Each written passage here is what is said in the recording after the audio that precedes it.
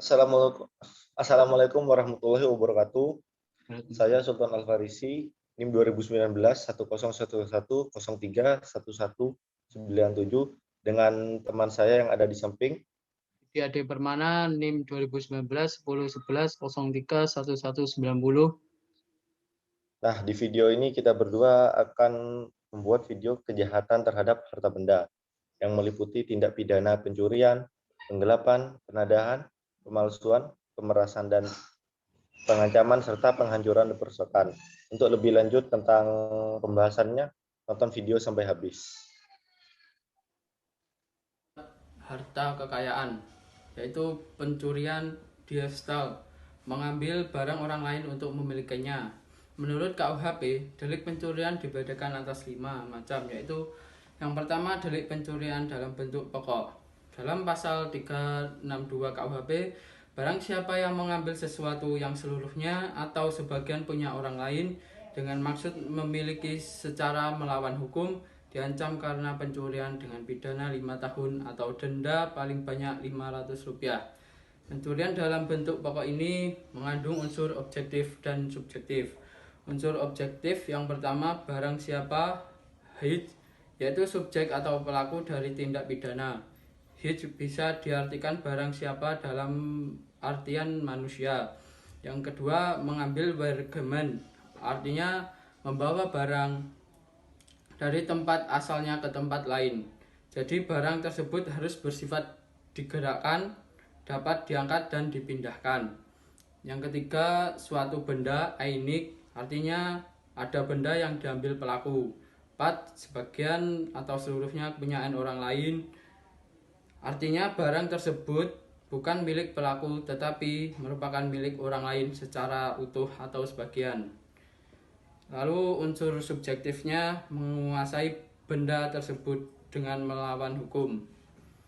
Tindak pidana pencurian dengan unsur-unsur memberatkan diatur dalam pasal 363 KUHP. Adapun yang termasuk pencurian tersebut yaitu pencurian ternak, pencurian pada waktu ada kebakaran, banjir, gempa bumi. Lalu pencurian pada waktu malam hari dalam sebuah rumah atau pekarangan tertutup. Yang ketiga, delik pencurian ringan yang diatur pada pasal 364 KUHP. Bahwa yang dimaksud pencurian ringan itu dapat berupa tindak pidana pencurian dalam bentuk pokok. Yang kedua, tindak pencurian yang dilakukan oleh 2 orang atau lebih secara bersama-sama. Ketiga, tindak pidana pencurian yang untuk mengusahakan jalan masuk ke tempat kejahatan atau untuk mencapai benda yang hendak diambilnya. Yang keempat, delik pencurian dengan kekerasan diatur dalam pasal 365 KUHP. Pasal 364 ini mengatur satu kejahatan bukan 2 kejahatan yang terdiri dari kejahatan pencurian dan pemakaian kekerasan terhadap orang ataupun bukan merupakan suatu samenlu dari kejahatan pencurian dengan kejahatan pemakaian kekerasan terhadap orang. Yang kelima, delik pencurian dalam keluarga diatur dalam pasal 367 KUHP. Menurut pasal 367 ayat 2 KUHP, apabila pelaku atau pembantu dari pencurian dari pasal 362, 364 dan 365 adalah suami atau istri dari si korban dan mereka dibebaskan dari kewajiban tinggal bersama atau keluarga saudara semenda, boleh dilakukan penuntutan atas pengaduan si korban pencurian. Afbersing, memaksa orang lain dengan kekerasan untuk memberikan sesuatu. Pasal 368 KUHP. Barang siapa dengan maksud untuk menguntungkan diri sendiri atau orang lain secara melawan hukum memaksa seseorang dengan kekerasan atau ancaman kekerasan untuk memberikan barang sesuatu yang seluruhnya atau sebagian adalah kepunyaan orang itu atau orang lain, atau supaya membuat utang atau menghapuskan piutang, diancam karena pemerasan dengan pidana penjara paling lama 9 tahun. Bagian inti delik ini ialah yang pertama dengan maksud untuk menguntungkan diri sendiri atau orang lain. Yang kedua, secara melawan hukum. Dalam delik ini si pembuat mengetahui bahwa perbuatannya untuk menguntungkan diri sendiri itu melawan hukum.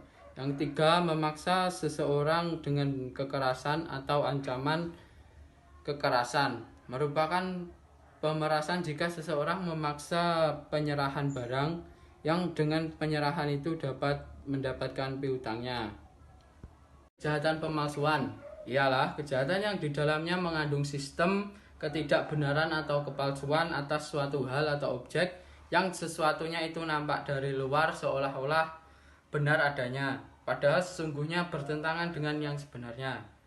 Perbuatan pemalsuan dapat digolongkan pertama-tama dalam kelompok kejahatan penipuan, tetapi tidak semua perbuatan penipuan adalah pemalsuan.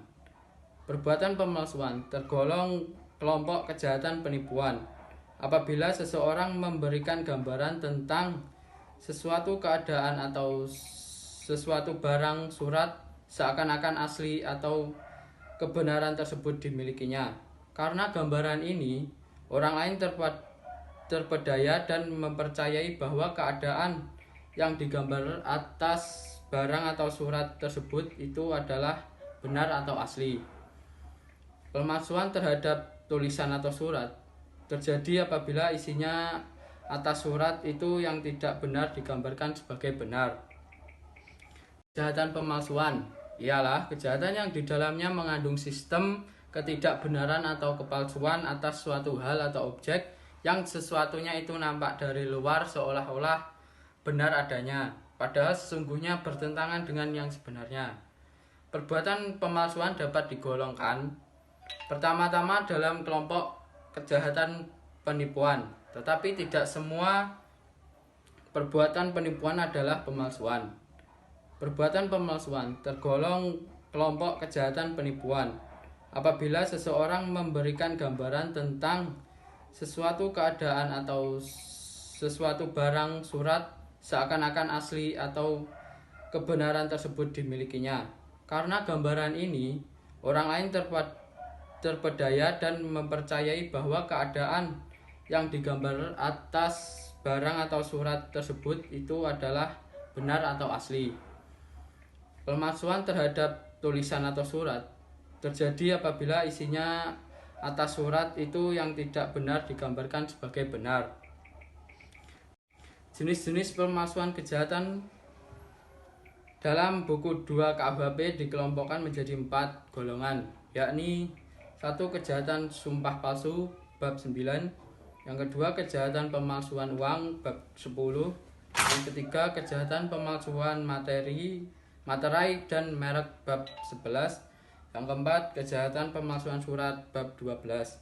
Penggolongan tersebut didasarkan atas objek dari pemalsuan yang jika dirinci lebih lanjut ada 6 objek kejahatan, yaitu keterangan di atas sumpah, mata uang, uang kertas, materai, merek, dan surat. Sekian. Berkali di sini saya akan menjelaskan tentang kejahatan terhadap harta benda yang meliputi tindak pidana kejahatan penggelapan. Nah, dalam KUHP sendiri, penggelapan dimuat dalam buku 2 bab ke-24. Kalau dari definisi sendiri, penggelapan itu merupakan kejahatan yang hampir sama dengan pencurian yang dijelaskan dalam pasal 362. Hanya saja pada pencurian barang dimiliki itu masih belum berada di tangan pelaku dan masih harus diambilnya. Sedangkan pada penggelapan ini waktu yang dimiliki barang itu sudah ada di tangan pelaku, tidak dengan jalan kejahatannya. Menurut KUHP, tindak pidana penggelapan itu dibedakan atas 5. Yang pertama itu ada tindak pidana penggelapan dalam bentuk pokok. Yang kedua itu ada tindak pidana penggelapan ringan. Yang ketiga itu ada tindak pidana penggelapan dengan unsur-unsur yang memberatkan. Yang keempat itu ada tindak pidana penggelapan oleh wali dan lain-lain. Yang kelima itu ada tindak pidana penggelapan dalam keluarga. Nah, selain macam tadi yang saya sebutkan 5 itu, masih ada tindak pidana lain yang masih mengenai konteks penggelapan tersebut, yaitu ada kejahatan jabatan yang terdapat pada pasal 415 dan pasal 417, yang kini ditarik dalam tindak pidana korupsi yang diatur dalam UU nomor 31 tahun 1999 dan UU nomor 20 tahun 2001. Nah, di sini saya akan menjelaskan tentang macam-macam tindak pidana saya sebutkan tadi. Yang pertama itu ada penggelapan dalam bentuk pokok lah. Penggelapan dalam bentuk pokok ini dijelaskan pada pasal 372, yakni yang berbunyi, barang siapa dengan sengaja dan melawan hukum memiliki barang sesuatu yang seluruhnya atau sebagian adalah kepunyaan orang lain, tetapi yang ada dalam kuasanya bukan karena kejahatan, diancam karena penggelapan dengan pidana penjara paling lama 4 tahun atau pidana denda paling banyak 900 rupiah. Unsur-unsur yang terdapat dalam pasal 37 ini 372 ini terdiri dari unsur subjektif dan objektif lah. Apa sih unsur subjektif itu? Unsur subjektif merupakan unsur kesengajaan yang memuat pengertian mengetahui dan memadaki. Berbeda dengan tindak pidana pencurian yang tidak mencantumkan unsur kesengajaan atau opetesiclich sebagai satu unsur tindak pidana pencurian. Rumusan pasal 37 menyebutkan unsur-unsur kesengajaan pada tindak pidana penggelapan, sehingga dengan mudah orang mengatakan bahwa penggelapan merupakan opeticic delik atau delik sengaja. Yang kedua, unsur objektif.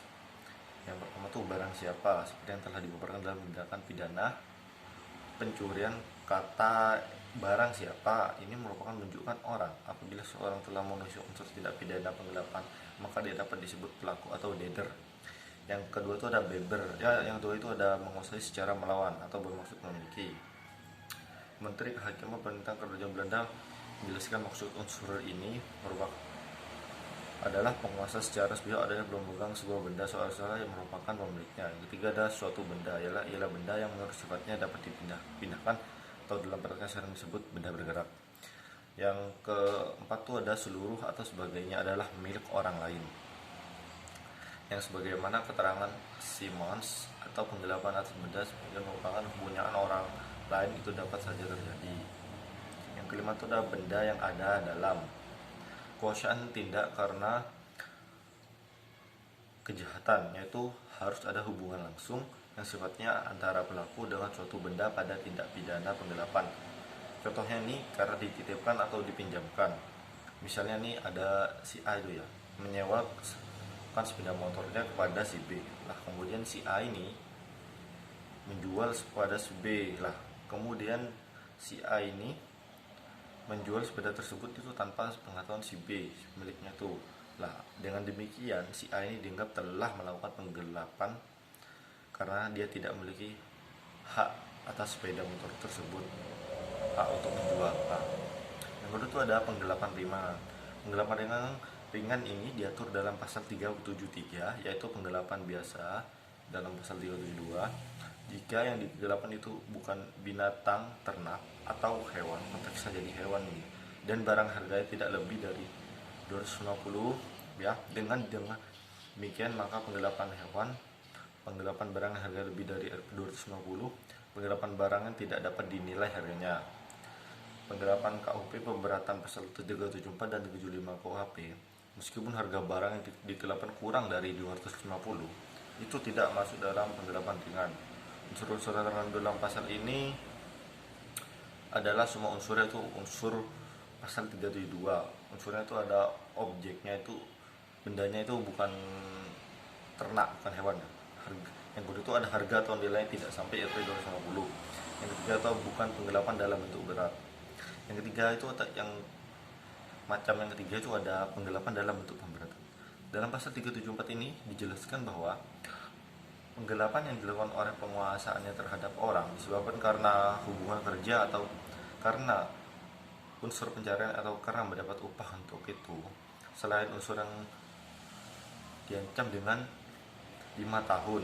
Selain unsur yang terkandung dalam pasal 377 di atas, dalam pasal 374 yang dirumuskan 3 macam antara si pelaku dengan yang menitipkan barangnya, itu ada hubungan buruh dan majikan atau person like Behandsberking. Dalam hubungan ini antara buruh dan majikan ini, barang yang harus digelapan tidak harus punya si majikan. Bisa jadi barang tersebut adalah barang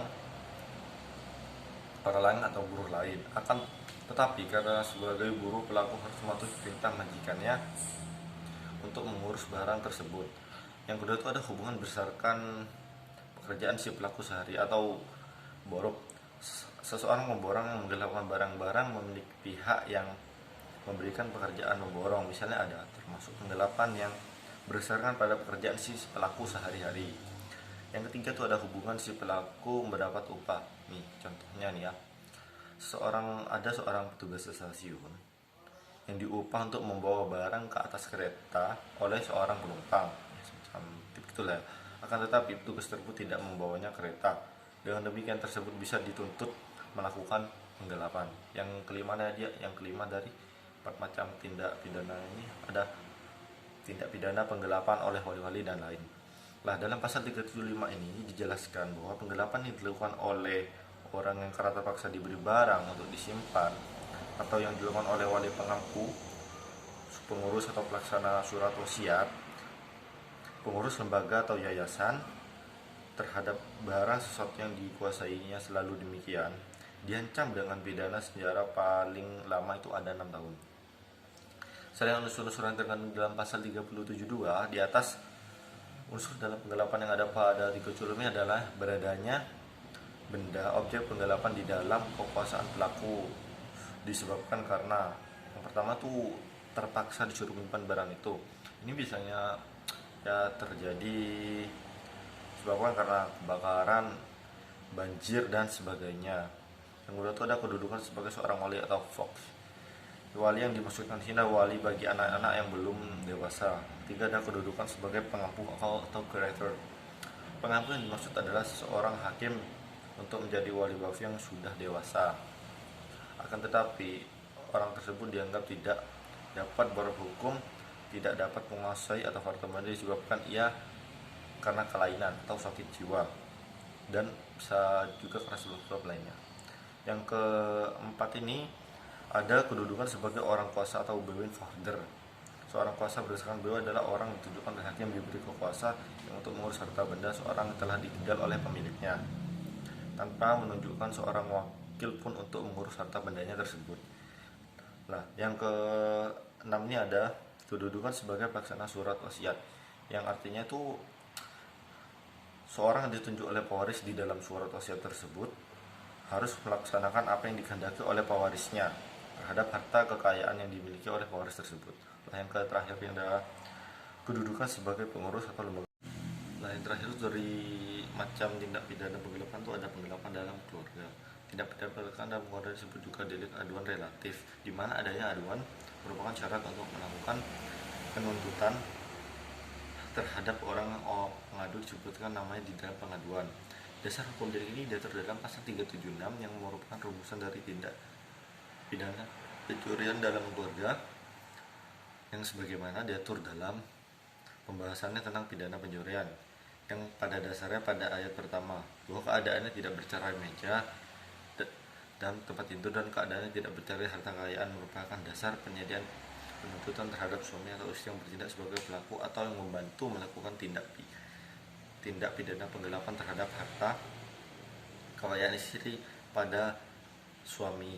Yang pada ayat kedua, hal yang menjadikan penggelapan sebagai delik aduan adalah keadaan di mana suami dan istri telah pisah atau telah bercerai karena kekayaan. Alasannya sama halnya dengan pencurian dalam keluarga yang dilakukan oleh suami atau istri terhadap harta kekayaan suami mereka, yang dimana kemungkinan harta tersebut adalah harta bersama yang didapatkan ketika hidup bersama atau lebih dikenal dengan harta gona gini, yang mengakibatkan sulit membedakan apakah itu harta suami atau harta istri. Oleh karena itu penceraian harta kekayaan adalah yang menjadikan tindak pidana penggelapan dalam keluarga sebagai delik aduan. Nah, yang kedua ini ada kejahatan terhadap benda. Tindak pidananya tuh meliputi pengerusakan yang dalam ketentuan pasal 406 sampai dengan pasal 400 KHP yang ada tidak ditentukan secara jelas dalam KUHP. Maka untuk lebih jelasnya ada kualifikasi sebagai tindak pidana perusakannya terhadap barang. Tindak kejahatan dalam bentuk penghancuran atau perusakan diatur dalam KUHP. Menurut KUHP, tindak pidana penghancuran atau perusakan dibedakan menjadi 5 macam, yaitu ada penghancuran atau perusakan dalam bentuk pokok, penghancuran atau perusakan dalam bentuk ringan, penghancuran atau perusakan bangunan, jalan, kereta api, telegraf, telepon, dan listrik, atau sesuatu yang digunakan untuk umum. Yang keempat tuh ada penghancuran atau perusakan tidak disengaja. Yang kelima ada penghancuran atau perusakan terhadap bangunan dan alat pelayaran. Yang pertama tuh ada penghancuran atau perusakan dalam pokok. Pasal 406 KUHP ayat 1 ini diterapkan bahwa barang siapa dengan sengaja dan melawan hak membinasakan, merusak, dan membuat sehingga tidak dapat dipakai lagi atau menghilangkan sesuatu barang yang sama sekali atau sebagainya kepunyaan orang lain, sebagian dihukum penjara selama-lamanya 2 sampai 8 bulan atau denda sebanyak 4.500 rupiah. Unsur-unsur dari pasal 406 KUHP ini meliputi unsur subjektif dengan sengaja atau objektif. Yang pertama itu perbuatan merusakkan, membuat tak dipakai atau menghilangkan barang harus dilakukan dengan sengaja. Yang kedua itu ada pelaku harus mengetahui bahwa yang dirusakkan, dibikin tak dapat dipakai atau dihilangkan adalah suatu barang seluruhnya atau sebagian adalah kepunyaan orang lain. Yang ketiga itu ada pelaku harus mengetahui perbuatan merusakkan, membuat tak dapat dipakai atau menghilangkan barang itu bersifat melawan hukum. Yang kedua itu ada unsur objektif, yaitu merusakkan, membuat tak dapat dipakai atau menghilangkan suatu benda. Yang pertama itu ada perbuatan merusakkan atau besak digen, dan perbuatan menghancurkan sama-sama menimbulkan kerusakan.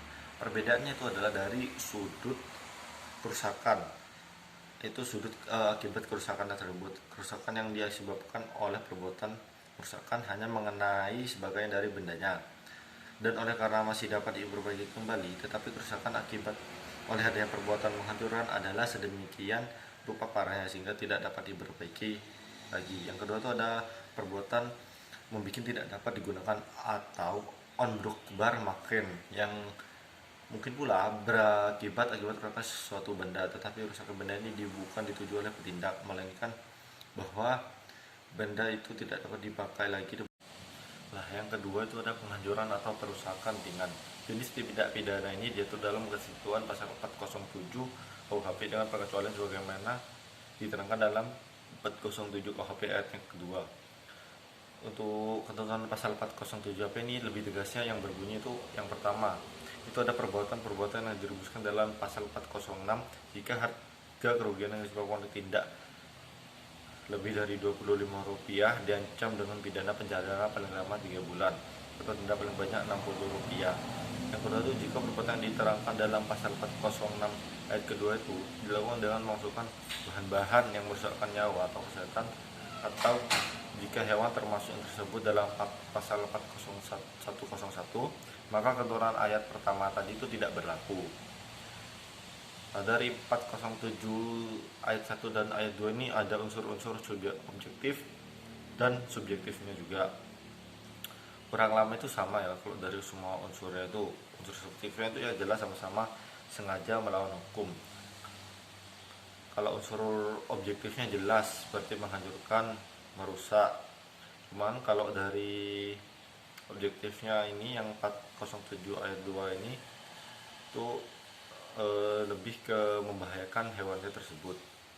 Nah, yang ketiga dari kejahatan terhadap harta benda ini ada tindak pidana penadahan. Tindak penadahan ini dapat kita temukan dasar hukumnya dalam pasal 80 KUHP yang berbunyi diancam dengan pidana penjara paling lama 4 tahun atau pidana denda paling banyak Rp900.000.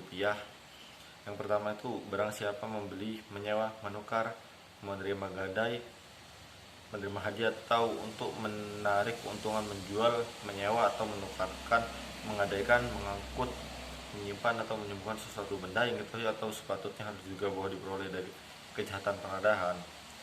Yang kedua itu barang siapa menarik keuntungan dari hasil sesuatu benda yang diketahui atau sepatutnya harus juga bahwa diperoleh dari kejahatan. Seorang dinyatakan sebagai penada seseorang ini bisa dikatakan sebagai penada jika memenuhi unsur-unsur dalam pasal 480 KUHP disebutkan di atas, disebutkan saya tadi, khususnya perbuatan yang disebutkan pada sub 1 dari pasal tersebut yang menjadi perhatian adalah untuk dikatakan sebagai penada. Untuk dikatakan sebagai penada, barang tersebut harus bisa disangka diperoleh karena kejahatan. maksudnya itu diperoleh sebagai hasil karena hasil dari kejahatan. Barang tersebut harus berarti di sini seseorang pembeli dianggap telah seperti contoh ini berarti pembeli dianggap telah mengetahui bahwa barang yang dijual dengan harga yang tidak wajar adalah barang berasal atau patut disangka berasal dari hasil kejahatan atau karena kejahatan, dapat dinyatakan sebagai penodaan karena memenuhi unsur 480 KUHP. Lah untuk lebih jelasnya